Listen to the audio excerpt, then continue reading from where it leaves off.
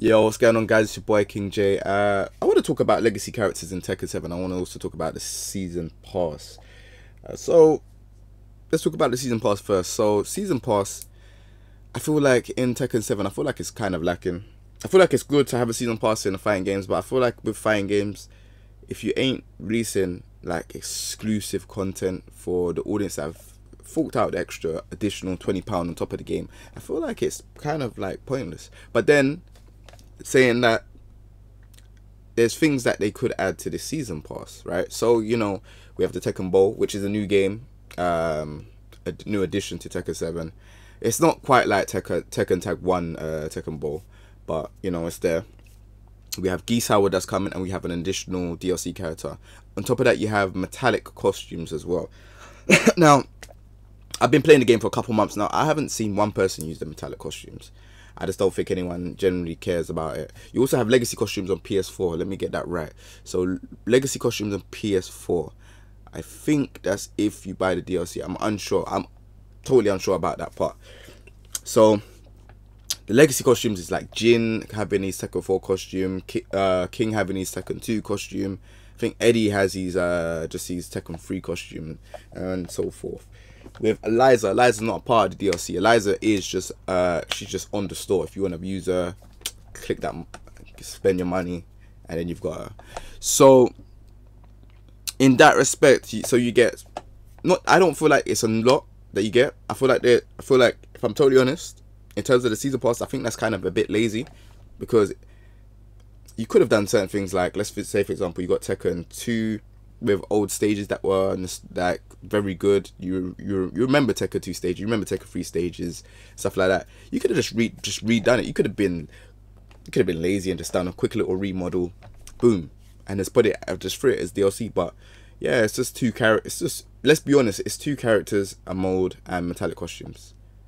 That's it.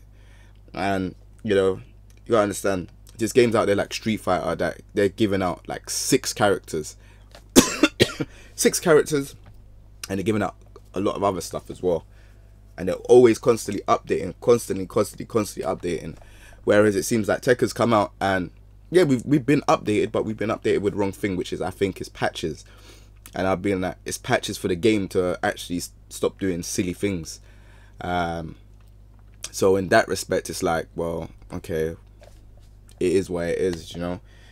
Online is still not working properly, but we'll save that for another video. Let's talk about legacy characters. This is what I want to get into, legacy characters. So, you know, I've seen some stuff where it's like these legacy characters that ain't coming back because they're not popular.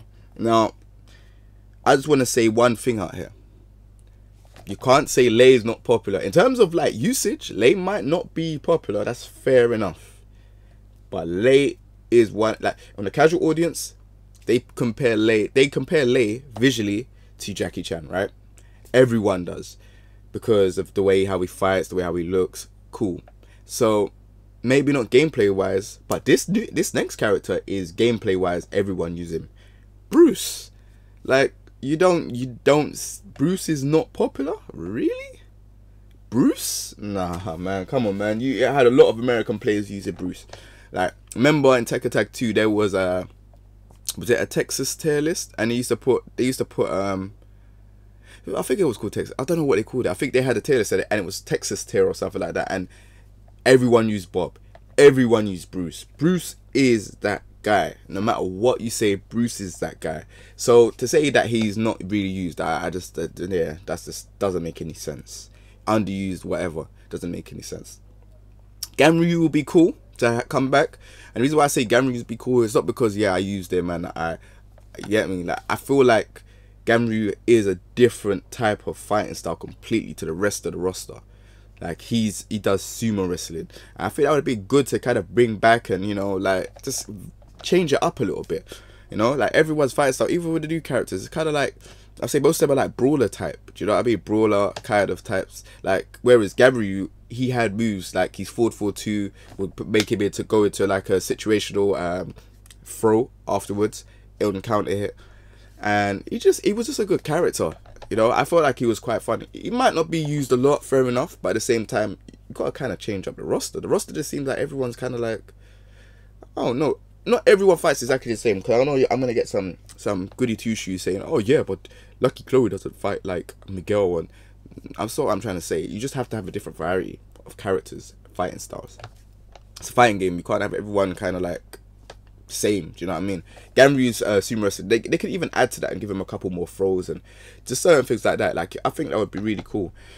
I know I'm not really too sure about. I don't really see anyone complaining about Anna not being in the game. It's just whatever. And at this stage, Zafina, she was very unique. Don't get me wrong, she was really unique, and I liked her style. But I don't see her coming back in the game anyways. I just think that ship has sailed. She came in Tekken 6, Tag 2. She made her debut. She got her check and she just ran with it. She's gone, man.